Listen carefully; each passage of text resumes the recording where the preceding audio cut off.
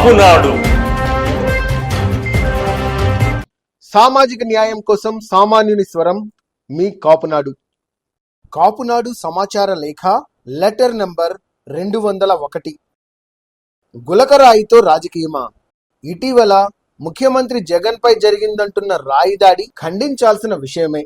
అయితే నిజంగానే గులకరాయి తగిలిందా, లేక స్థానిక వైసీపీ నాయకులు అత్యుత్సాహంతో ఏర్పాటు చేసిన గజమాల గీసుకోవడం వల్ల అయిన గాయాన్ని రాజకీయంగా సానుభూతి కోసం వాడుకుంటున్నారా అన్నది తేలాల్సిన విషయం. ఇదిగో రాయి అంటూ వైసీపీ డబ్బా ఛానల్లో చూపిస్తున్న వీడియోలో అది రాయో లేక బంతిపూల రేకో అన్నది స్పష్టంగా కనిపించకపోయినా అది రాయేనని నమ్మమన్నట్లు కథనాలు కాకరకాయలు అల్లేస్తోందా ఛానల్. మొదటి నుంచి హత్య రాజకీయాలకు, శవ రాజకీయాలకు, కుట్రపూరిత పన్నాగాలకు అలవాటైన వైఎస్ఆర్ కాంగ్రెస్ పార్టీ వాళ్ళకి ఇతరుల్ని బాధ పెట్టడం, చావు వరకు వెళ్లేలా వేధించడం పరిపాటే అయినా వాళ్ళ అధినేతకు తగిలిన గులకరాయిని సాకుగా చూపించి దానికి ఏ సంబంధమూ లేని ప్రతిపక్ష పార్టీ వాళ్ళని ఇబ్బందులకు గురి చేసేందుకు ప్రయత్నిస్తున్నారు. విజయవాడ సెంట్రల్ నియోజకవర్గంలో ఇక ఏం చేసినా తమ అభ్యర్థి వెల్లంపల్లి శ్రీనివాస్ గెలుస్తాడన్న నమ్మకం లేకపోవడంతో రోజు రోజుకి గెలుపు గుర్రంలా ప్రజల గుండెల్లోకి చొచ్చుకుపోతున్న బోండా ఉమాని కట్టడి చేసేందుకు గులకరాయి ఉదంతాన్ని అడ్డం పెట్టుకుని అరెస్టు చేసేందుకు పన్నాగం పన్నారు. ఒక్కసారి ఎన్నికల సంఘం పూరించాక అక్కడి నుండి అధికార పార్టీ, ప్రతిపక్ష పార్టీ అనేవి ఉండవన్న ఇంగితాన్ని మరిచిన కొందరు పోలీసు పెద్దలు వైసీపీ నాయకులకు కొమ్ము కాస్తుండడం, దాన్ని ఎన్నికల కమిషన్ దృష్టి పెట్టకపోవడం ఈ ప్రజాస్వామ్య దేశంలో నిజంగా సంఘ విద్రోహమే. శుక్రవారం నాడు బోండా ఉమాని అరెస్టు చేసేందుకు ప్రయత్నించిన అశేష జనవాహిని బోండా ఉమాకి తోడుగా నిలవడంతో అప్పటికి మాట దాటేసి అదను కోసం గోతికాడ నక్కల్లా ఎదురు చూస్తుండడం, ఆ విషయం ఎన్నికల కమిషన్ దృష్టికి రాలేదనుకోవడం కూడా ప్రజలు చూస్తున్నారు. ఇదంతా జగన్ కనుసన్నల్లోనే జరుగుతుందన్నది వాస్తవం కాక మరేమిటి? మొదటి నుంచి జగన్ రాజకీయం అడ్డదారుల్లోనే సాగిందని రాజకీయ విశ్లేషకులు చెబుతున్నా కళ్ళప్పగించి టీవీల్లో చూస్తున్న మనం అర్థం చేసుకోలేకపోవడం ఓటర్లుగా మన అజ్ఞానానికి నిదర్శనం. 2014 ఎన్నికల్లో తండ్రి చావుని అడ్డం పెట్టుకుని ఆ సానుభూతిని వాడి శవ రాజకీయంతో అధికారంలోకి రావడానికి విశ్వ ప్రయత్నం చేశాడు. అప్పుడు కాపు సమాజంతో పాటు ప్రజలంతా కొత్తగా ఏర్పడిన రాష్ట్రం కాబట్టి అనుభవానికే పెద్దపీట వేసి తెలుగుదేశాన్ని గెలిపించాం. తర్వాత 2019లో కోడికత్తి డ్రామాతో ప్రజల్లో సానుభూతి పొందడంతో పాటు నవరత్నాలంటూ, లాభసాటి పథకాలంటూ ప్రజలకి ఆశ చూపించి నానా రకాల అడ్డదారులు తొక్కి ఎట్టకేలకి అధికారం చేజిక్కించుకున్నాడు.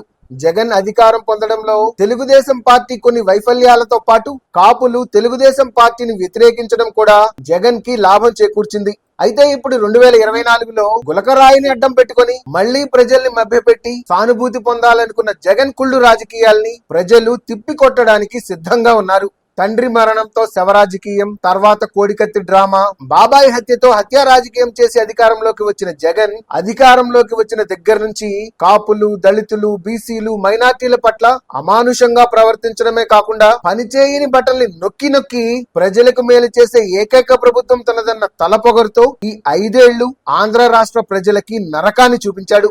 కానీ ఇప్పుడు ఎన్నికల వేళ అవన్నీ మర్చిపోండి, నాకు తగిలిన గులకరాయి దెబ్బని చూసి ఓట్లేయండి అంటూ ధీమా ప్రదర్శించడం దేనికి తార్కాణం? ఈ ఎన్నికల్లో తన రాక్షసత్వాన్ని, సైకోయిజాన్ని 100% అటు ప్రజలకి, ఇటు తనకి అడ్డొచ్చే ప్రతిపక్షాలకి చూపించనున్నాడని అనుకోవాలా? జగన్ పై గులకరాయి దాడి జరిగిన 1-2 రోజులకే అటు జనసేనాని పవన్ కళ్యాణ్ పై, ఇటు తెలుగుదేశం పార్టీ అధినేత చంద్రబాబు పై కూడా రాయి దాడులు జరిగాయి. జగన్ జరిగిందని చెప్తున్న గులకరాయి దాడి మాత్రమే రాష్ట్రంలో ప్రాధాన్యతాంశంగా ప్రజల్ని ఉదరగొడుతున్న వైసీపీ సర్కార్ జనసేనాని పవన్ కళ్యాణ్ పై, చంద్రబాబుపై జరిగిన దాడుల గురించి తమకి ఏమాత్రం పట్టనట్టు, ఇంకా చెప్పాలంటే అది అసలు అన్యాయమే కాదన్నట్టు ప్రవర్తిస్తోంది. ప్రజాస్వామ్య వ్యవస్థలో అధికారంలో ఉన్న నాయకులకే కాదు, ప్రజాప్రతినిధులకు, జనం తరఫున ప్రజాస్వామ్యబద్ధంగా పోరాడే ఏ నాయకుడికైనా రక్షణ కల్పించాల్సిన బాధ్యత ఆ ప్రభుత్వానిదే. అది తమ వైఫల్యం కాదనే హక్కు ఏ ప్రభుత్వానికి ఉండదు. జగన్ పై గులకరాయి దాడికి ఏ విధంగా అయితే విచారణ జరుగుతుందో ప్రజాపక్షంలో ఉన్న జనసేనాని పవన్ కళ్యాణ్, చంద్రబాబులపై జరిగిన దాడులకి కూడా అదే విధంగా విచారణ చేపట్టాల్సిందే. ముఖ్యమంత్రి, ప్రతిపక్ష నాయకుడు, ప్రజానాయకులపై దాడి జరిగిందంటే అది నిజంగా పోలీసు వ్యవస్థ, నిఘా వ్యవస్థ, భద్రతా వ్యవస్థల వైఫల్యాలు మాత్రమే కాదు, తమ ప్రభుత్వ వైఫల్యంగా జగన్ ఒప్పుకున్నట్టే అన్నది నిర్వివాదాంశం.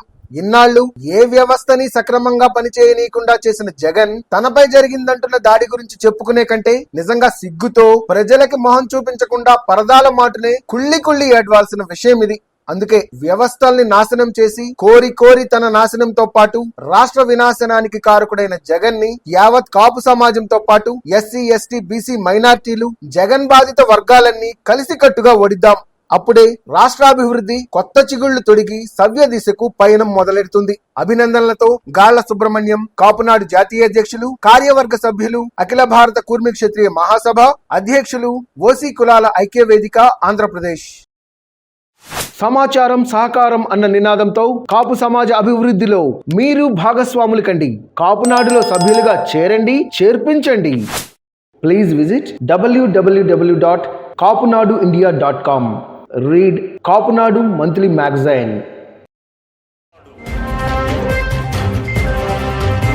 Please subscribe our channel.